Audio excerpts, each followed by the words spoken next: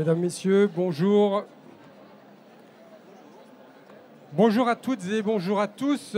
Entrepreneurs des quartiers, des solutions à la hauteur de vos ambitions. Dans les quartiers prioritaires de la politique de la ville, il y a beaucoup d'énergie, chacun le sait.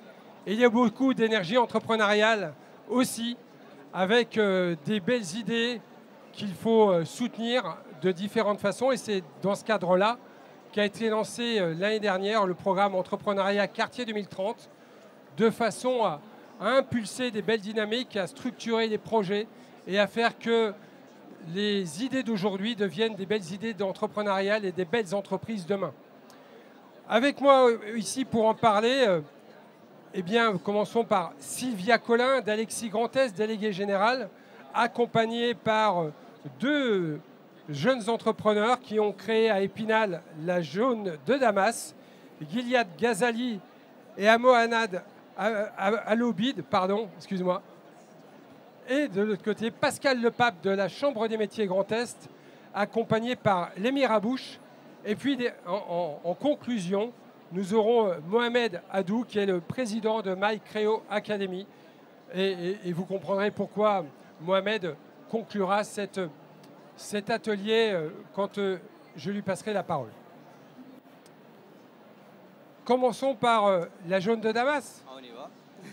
Alors, vous avez profité d'un des dispositifs qui est dans ce programme Entrepreneuriat Quartier 2030, qui a été doté de 450 millions d'euros apportés par l'État et la Banque des Territoires.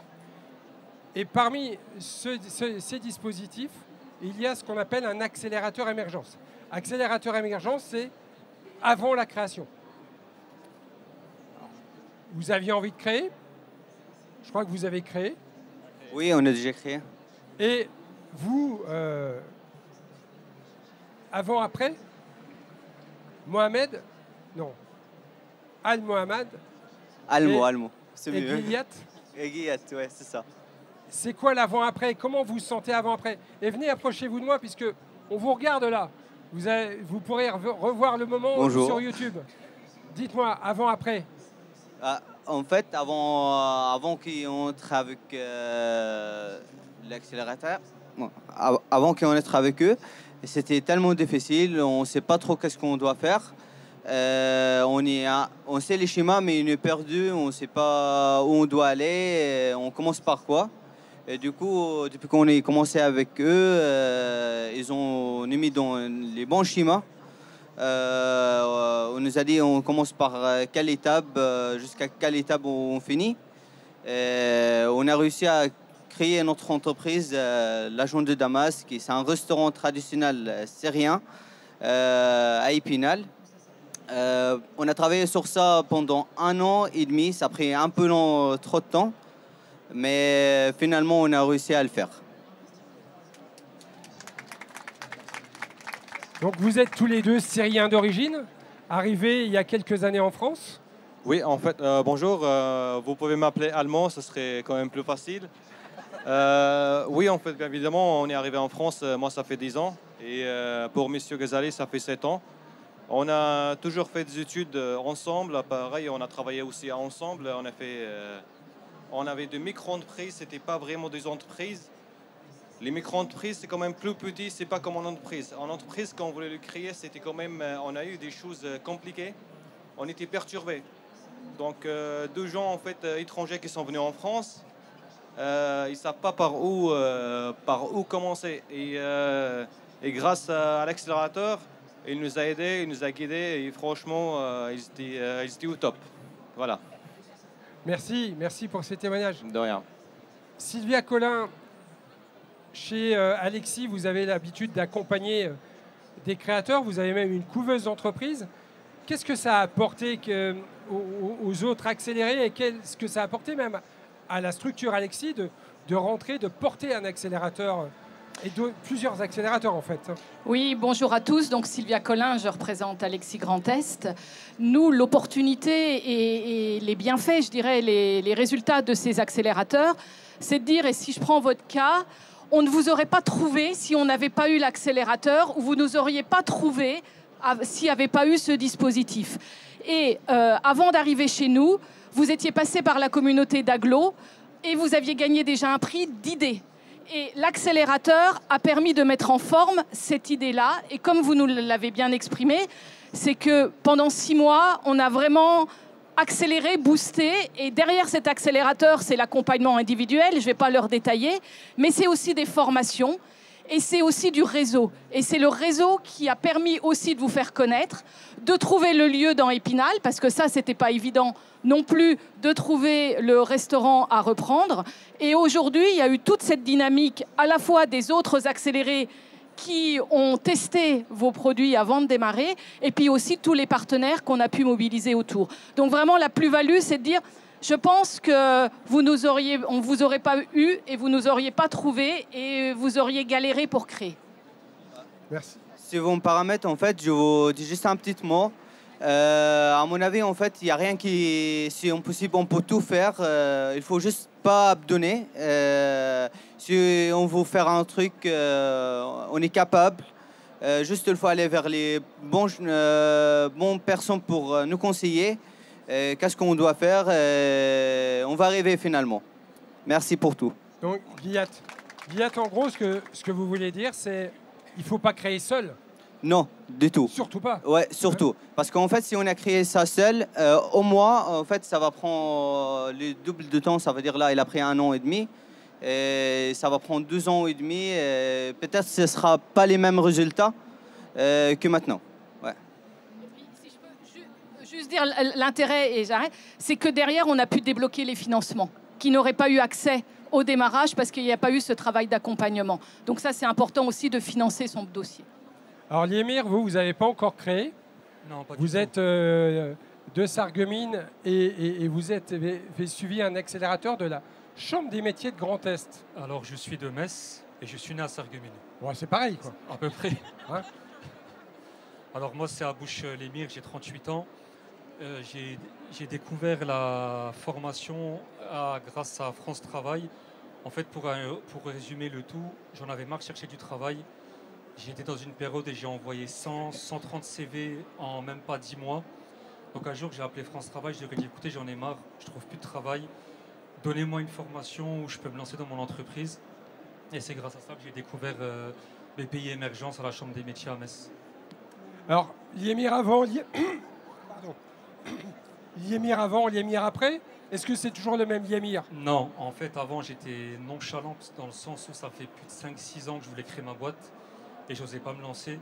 Et depuis que j'ai fait cette formation-là de février 2025 à juin 2025, ça m'a fait beaucoup évoluer, beaucoup grandir. Et là, je suis prêt à me lancer maintenant. Pascal Lepape de la Chambre des métiers Grand Est. C'est étonnant de voir une Chambre des métiers qui s'engage sur un dispositif entrepreneuriat quartier 2030. Parce que vous n'êtes pas habituellement dans les quartiers, la Chambre. Alors, on n'est pas forcément dans les quartiers, sauf certains territoires comme Metz étaient déjà présents avec les quartiers, avec des actions. Mais c'est vrai qu'au niveau des chambres de métiers, on n'est pas forcément connu sur ce côté-là, quartier prioritaire de la ville. Mais on a postulé à l'accélérateur et on est sur 3 territoires, Nancy, Metz et Reims. Et c'est vrai que pour nous, c'était important aussi parce que c'est accompagner tout le monde, comme Liémir l'a bien dit. On est au début de la création, c'est oser, c'est franchir des étapes et c'est vraiment accompagner. On est là avec les porteurs de projets, on les accompagne et c'est vrai que c'est un temps long. Des fois, ça peut être décourageant de se dire qu'on est sur un temps long, mais finalement, le collectif fait que tout se passe bien. Finalement, le collectif permet de porter les autres projets, de s'entraider, de se dire on est tous dans la même galère, on va s'aider. Il y a eu un vrai travail de réseau entre les accélérés, mais aussi entre les autres structures, parce qu'on a fait rencontrer aussi les accélérés qui étaient chez nous, Chambre de métier, avec les accélérés qui étaient portés par Alexis. Donc il y a un vrai travail, et comme on le dit, dites-le haut et vrai, c'est allez-y, portez votre projet de création d'entreprise et venez dans les émergences. Liémir, c'est une découverte de venir à Big ou vous étiez déjà venu? Non, c'est une grande première et c'est vachement impressionnant dans le sens où il y a beaucoup de monde. Après l'entreprise où je travaille aussi, il y a vachement de monde, mais là c'est impressionnant. Et voir toutes ces personnes, j'ai jamais vu autant de personnes aussi enthousiastes. Ça fait super plaisir. D'habitude, les personnes déprimées de la vie, ne rigolent pas, ne sont pas joyeuses. Et là, quand on voit tous ces sourires, ça fait vachement plaisir. J'ai l'habitude de, peut-être que c'est le jaune de BPI, mais je décris souvent BIC comme étant une véritable... On transforme l'Accor Hotel Arena en une véritable ruche entrepreneuriale. Vous êtes d'accord avec ça? Oui, sauf que là, on n'a pas la possibilité d'avoir du miel, quoi. Mais dans l'ensemble, c'est ça. Vous, comment vous découvrez cet événement? C'est aussi la première fois que vous venez? En fait, je le trouve elle est impressionnée parce qu'il y a beaucoup de monde. On est habitué un peu qu'on voit beaucoup de monde, mais pas assis comme ça. Franchement, c'est une grande chance pour nous pour être là. C'est inspirant, ça ouais. donne confiance. Ouais, franchement, oui. Et en fait, moi personnellement, je ne m'attendais pas que ça soit en fait assez grande. Et c'est vraiment un honneur en fait, de présenter l'accélérateur de Épinal en fait, et prouver comme quoi les projets en fait ça marche. J'invite les gens en fait qui ont des projets à aller voir les organismes accélérateurs d'émergence. Si vous avez un projet, allez parler, allez se renseigner et franchement ça peut très bien marcher. Regardez le bon exemple, on est ouvert aujourd'hui et on recevoir des publics, donc allez-y. Est-ce que vous avez gardé des contacts avec les autres personnes qui étaient avec vous dans l'accélérateur?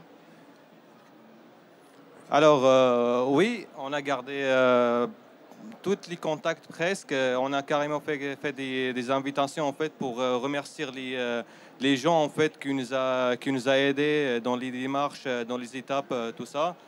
Et là aujourd'hui en fait on est toujours en contact, par exemple avec Madame Émilie qui s'en occupe de nous en fait. Enfin, pas Madame Émilie, c'est pas Madame Émilie là, mais c'est pas Madame Émilie qui est ici, c'est une autre. Oui, donc ça veut dire que l'esprit de promotion, le groupe il fonctionne encore et vous êtes prêt peut-être à vous donner des coups de main, des conseils entre les différentes personnes qui ont passé ce temps pendant 6 mois, hein, que cela dure? Ça a duré pendant 6 mois l'accélérateur. Ça a duré pendant 7 mois, oui. Et donc vous continuez à échanger et à vous donner des idées? En fait, oui, et on aimerait quand même garder le contact parce que moi et M. Ghazali, je ne pense pas qu'on va arrêter en fait sur un seul projet. Et je pense qu'on aura quand même besoin des aides en fait de l'accélérateur et aller se renseigner pour le projet suivant. C'est cela aussi que ça apporte, puisque ces promotions-là, ces groupes qui se forment vivent après la formation. Et c'est le fait de ne pas entreprendre seul, de ne pas avoir la solitude du chef d'entreprise face à une difficulté, de savoir qu'on peut aussi aller chercher de l'aide vers des collègues qui font peut-être tout autre chose, mais auprès de qui on peut aller chercher un coup de main, une idée, se rassurer face à la difficulté. Vous aussi, dans la promo, vous avez gardé des contacts? On a créé un groupe WhatsApp. On échange régulièrement quasiment tout le monde. Moi, par exemple, dans la team où on était, il y avait une personne qui voulait créer une distillerie. Pour ceux qui ne connaissent pas, c'est créer de l'alcool. Il y a une personne qui voulait aussi créer un commerce classique, une boutique de musique, etc. Donc en fait, on a tous gardé les coordonnées de chacun. Et pourquoi pas s'entraider si quelqu'un a besoin. Et aujourd'hui encore, on s'envoie des messages aujourd'hui. Très bien. C'est justement ce qu'on cherche, clairement, en faisant ces promotions. Parce qu'on veut une promotion de 15 de façon à ce que... Alors 15, dont une majeure partie issue des quartiers politiques de la ville, mais on tient aussi qu'il y ait une certaine mixité, de façon à ce qu'on puisse échanger, quelles que soient les origines sociales et les projets. Et ça permet de faire vivre un groupe. Et cette cohésion de groupe permet aussi de porter tout le monde vers le haut. Chez MyCréo, d'ailleurs, vous connaissez ça depuis maintenant près d'une vingtaine d'années. Oui, en effet, ça fait déjà 20 ans.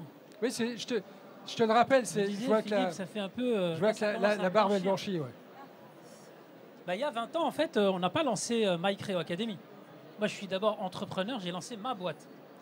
Et il y a 20 ans, depuis mon quartier, parce que je ne me considère pas comme un entrepreneur des quartiers, je me considère comme un entrepreneur qui a monté sa boîte depuis un quartier. Je fais cette distinction tout simplement parce qu'un entrepreneur, ça reste un C'est un entrepreneur. entrepreneur comme les autres.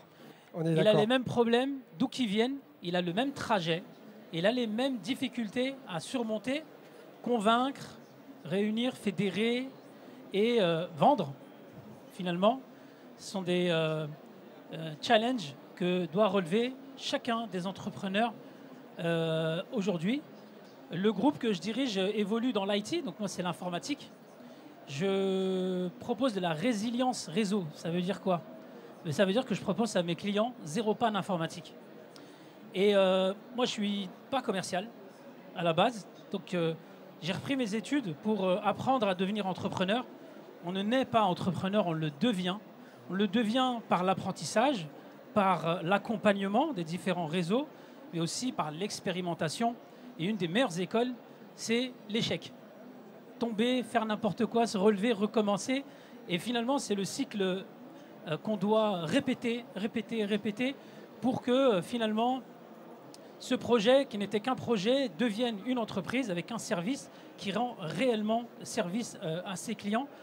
Aujourd'hui, on est présent dans plusieurs pays, on a une équipe de plusieurs dizaines d'ingénieurs et on opère, que ce soit pour des PME ou pour des villes, on leur apporte tout notre savoir-faire. Je ne me suis pas arrêté là, il y a 20 ans.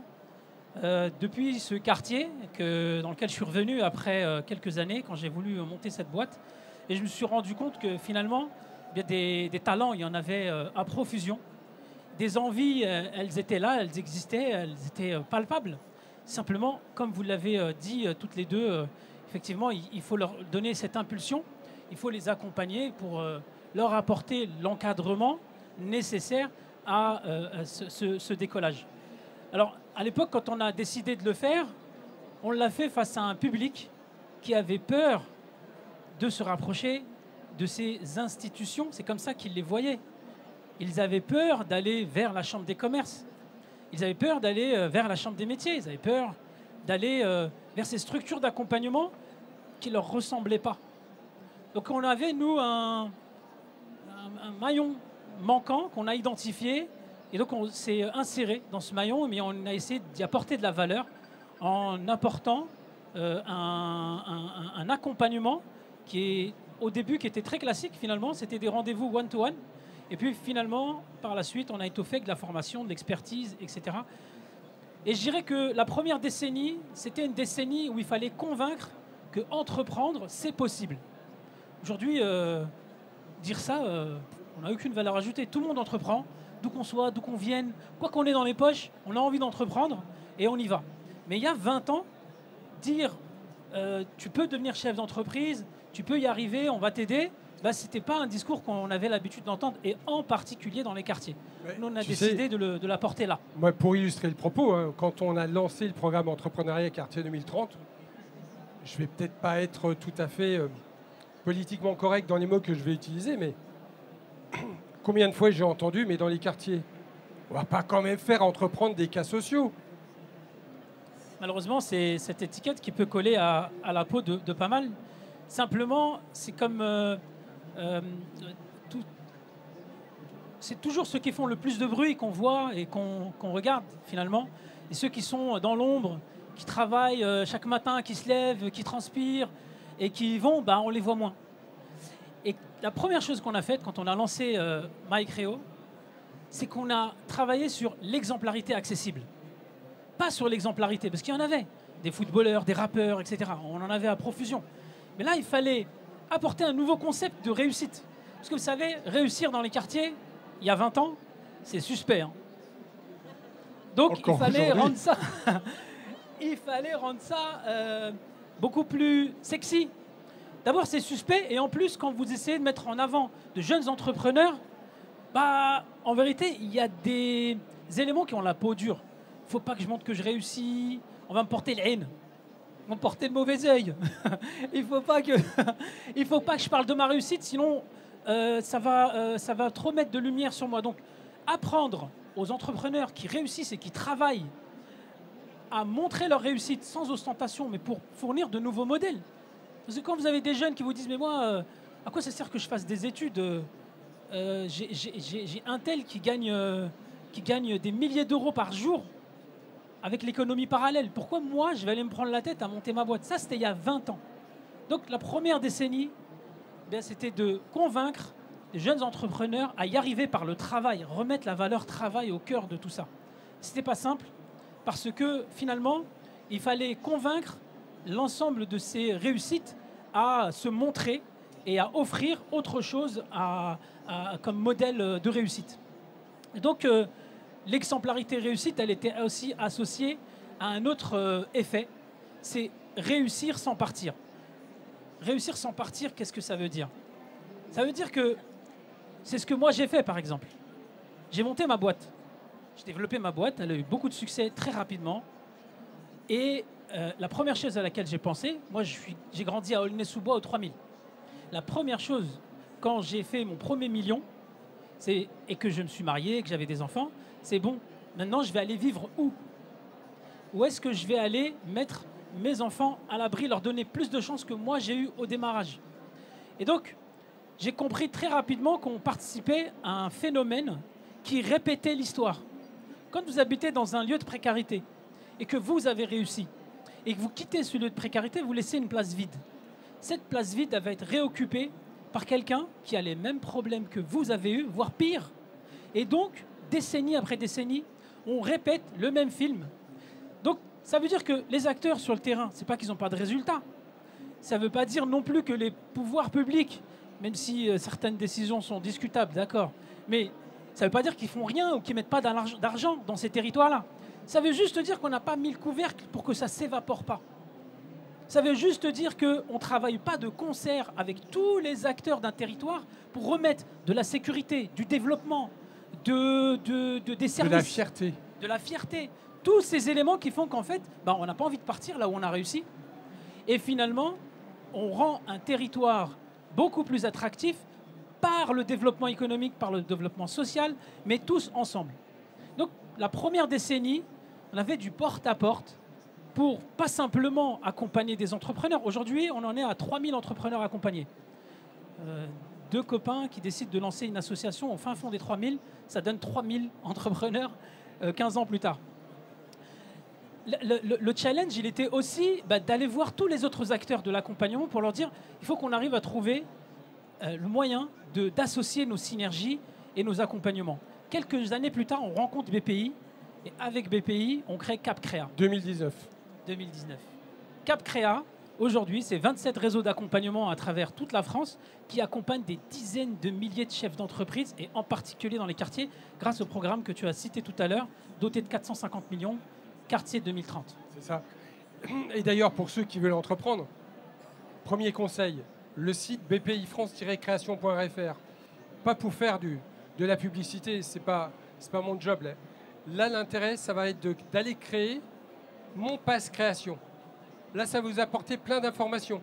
Vous allez même, par rapport, comme si vous étiez chez Doctolib, aller prendre un rendez-vous chez un réseau d'accompagnement de la création d'entreprise. Vous posez même pas la question lequel est adapté pour votre projet. Vous allez en voir un. Son job à la personne qui va être en face de vous, si elle fait bien son job, ça va être de dire de comprendre ce que vous voulez faire, de comprendre qui vous êtes, de comprendre là où vous voulez aller, et derrière de vous dire ah, peut-être que c'est moi qui est dans ma compétence, je suis peut-être la bonne personne. Je ne suis pas la bonne personne, c'est pas grave. Tenez, voilà la personne qu'il faut aller voir. Et là, vous allez faire un petit parcours. On le disait tout à l'heure, ça prend du temps de créer. Ça prend du temps, oui. Mais il n'y a jamais d'urgence de créer. Non. Prenez du temps de consolider votre création. Prenez du temps de réfléchir au meilleur chemin à aller. Et quand on parle d'accélérateur, la première idée qui vient, c'est on pense à la voiture, on pense à la moto, on pense à un véhicule. Et bien en fait, les accélérateurs, c'est quoi? Ou les dispositifs qu'on a dans CapCréa, c'est en fait les Waze. C'est le chemin à suivre pour arriver à bon port. C'est Waze, c'est le Waze de la création qu'on a mis dans le pass Créa. Et comme on prend naturellement Waze ou un autre guide pour aller d'un point A à un point B en voiture, et bien de la même façon, sécurisez votre parcours en créant votre pass création et en allant voir chacun des réseaux d'accompagnement de la création. Une fois dans un quartier, j'ai entendu une dame qui disait, mais on a besoin de suivre tout ce chemin pour créer. J'ai l'impression que cette dame qui est issue des quartiers disait, mais c'est parce que je suis issu d'un quartier que pour moi ça va être plus difficile, je dois faire un chemin plus long pour créer.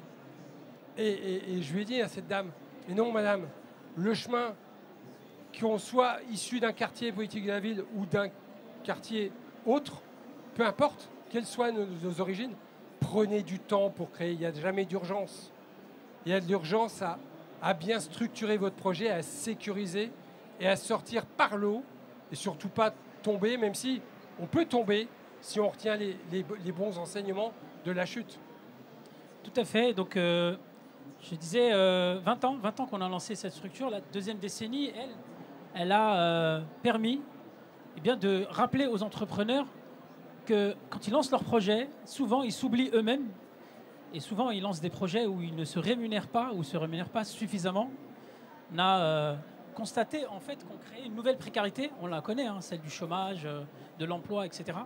Mais il y a aussi la précarité entrepreneuriale, c'est-à-dire qu'on nous apprend tellement à pitcher notre projet et à se montrer sous son meilleur jour qu'en fait, quand on gratte un peu et qu'on essaie de comprendre vraiment comment est bâti le projet, derrière, il faut payer les factures, j'ai payé tout le monde, je ne me suis pas payé. Et donc, comment on fait maintenant collectivement pour ne pas reproduire ou ne pas accentuer cette précarité entrepreneuriale? Je pense que c'est le prochain défi à relever ensemble. Au sein de notre accélérateur, on a 3 accélérateurs qui viennent après les vôtres. On accompagne des personnes qui ont déjà un business, maintenant c'est votre cas, et qui sont dans l'accélérateur création. On a aussi un accélérateur développement. Et enfin, on a un accélérateur croissance, plus de 3 ans, plus de 100 000 euros de chiffre d'affaires. Et justement, j'en parle parce qu'il est spécifiquement dédié à la street food et à la food en général. Donc des restaurateurs, on accompagne sur tous les processus de développement les entrepreneurs issus de cette thématique qui est la street food vers le développement en franchise de leur concept. Tu disais, Mohamed, tu faisais allusion à ceux qui ont des difficultés de payer leurs factures. Tout le monde peut avoir une idée. Puis il y a des gens qu'on rencontre et ils disent, mais j'ai des idées, mais comment je fais? J'ai pas d'argent. Je suis interdit bancaire. Mais vous êtes interdit bancaire, mais vous avez une bonne idée. Il y a une solution. Il y a l'ADIE. A-D-I-E. Allez voir Monsieur Google. Vous mettez A-D-I-E chez Monsieur Google. Il va vous envoyer vers cette structure d'accompagnement qui va vous proposer de faire du microcrédit avec un prêt d'honneur quartier qui est dans le programme Entrepreneuriat Quartier 2030. Vous avez la capacité de lever un peu de crédit bancaire. Allez voir le réseau Initiative. Réseau Initiative France, pareil, Monsieur Google, il va vous renseigner. Et vous pourrez avoir le prêt d'honneur quartier, le prêt d'honneur Initiative et en plus, un prêt d'honneur création reprise de BPI France. J'en profite pour dire, quelle est la banque qui, depuis 2019, a délégué à des gens qui ne sont pas des banquiers plus de 500 millions d'euros de décisions de crédit bancaire? Il n'y en a eu qu'une, c'est BPI France. C'est pour dire à quel point on fait confiance à ces réseaux d'accompagnement qui sont des associations. C'est pour dire qu'on fait confiance à leur technicité qui permet d'accompagner le créateur et de faire que plus de 70% des cas, ils sont toujours vivants à 5 ans et dans 90% des cas, toujours vivants à 3 ans. Et ça, ces réussites-là, on les a constatées. C'est pour ça qu'on n'a pas internalisé la compétence et qu'on a décidé de leur apporter plus de moyens pour qu'ils décident des prêts d'honneur BPI France. Si vous créez plus de 5 emplois à 3 ans, c'est le réseau Entreprendre qui peut en plus vous apporter là encore du prêt d'honneur un peu plus important que ceux donnés par Initiative. Donc, même sans moyens financiers, même sans avoir hérité de la grand-mère, on peut avoir, si on a une bonne idée, des financements aujourd'hui. Je pense qu'il n'y a jamais eu autant de moyens pour créer qu'aujourd'hui. Donc, si vous avez des idées, osez relever le défi, allez voir ces réseaux que vous trouvez dans toutes les régions de France. Alors, tous les réseaux qui viennent citer sont juste derrière vous, à droite, mais vous pouvez aussi les trouver sur CapCréa. Voilà, et si vous nous regardez par YouTube les replays, vous allez bpifrance-création.fr, vous allez trouver les réseaux de CapCréa dont Mohamed a parlé. Vous allez dans mon passe créa pouvoir prendre rendez-vous avec l'un de ces réseaux, pousser la porte, arrêtez de vous poser la question lequel est le mieux adapté. Vous vous en moquez. C'est le rôle du professionnel qui sera face à vous de vous aider pour pouvoir amener votre projet jusqu'à bon port et laissez-vous guider par Waze, par Capcrea et réussissez votre entrepreneuriat. C'est tout ce qu'on vous souhaite. Merci, mesdames et messieurs.